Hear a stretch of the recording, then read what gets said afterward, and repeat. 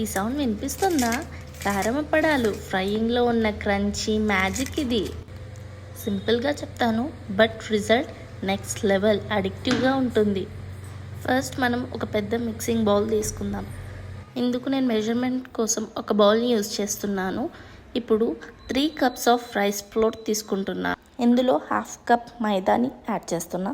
ఇందులో మనం sesame seeds, వాము, కారం, ఉప్పు, అల్లం వెల్లుల్లి పేస్ట్, కరివేపాకు అండ్ గ్రీన్ చిల్లీ కచ్చపచ్చగా దంచుకొని వేసుకుందాం. And adding a little ghee, you can add butter also. And soaked ముందాల్ని యాడ్ చేసుకుందాం. ఇప్పుడు హ్యాండ్తో మిక్స్ చేస్తే స్మెల్ ఆల్రెడీ వావ్. కొంచెం వాటర్ యాడ్ చేసి సాఫ్ట్గా కాదు, అలా అని టైట్గా కాదు, పర్ఫెక్ట్ డౌ రెడీ చేసుకోవాలి. డో డ్రై అవ్వకుండా ఒక వెట్ క్లాత్ కవర్ చేసుకోవాలి.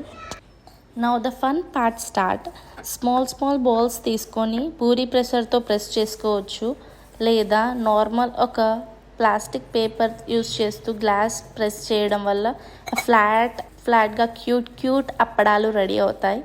అండ్ ఆల్సో ఇప్పుడు థిన్గా ప్రెస్ చేసుకున్న అప్పడాల మధ్యలో హోల్ పెట్టుకోవడం వల్ల అప్పడాలు క్రంచీగా ఫ్రై అవుతాయి. ఇప్పుడు స్టవ్ ఆన్ చేసి బాండి పెట్టుకొని ఆయిల్ హీట్ చేసుకుందాం. హాట్ ఆయిల్లో డ్రాప్ చేస్తే ఆ సౌండ్ విన్నారా? మీడియం ఫ్లేమ్లో స్లోగా ఫ్రై చేస్తే golden colour, super crunchy crispy texture వచ్చేదాకా ఫ్రై చేసుకుందాం.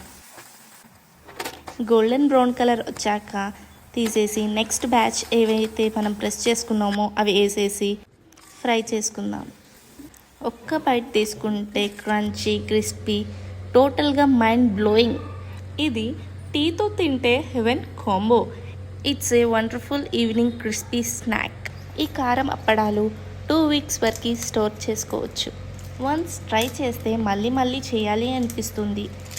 సేవ్ దిస్ రెసిపీ, ట్రై చేయండి. మీ రియాక్షన్ కమెంట్లో చెప్పండి. Follow for more simple and viral recipes. Please do like, share, subscribe to Siba Studio.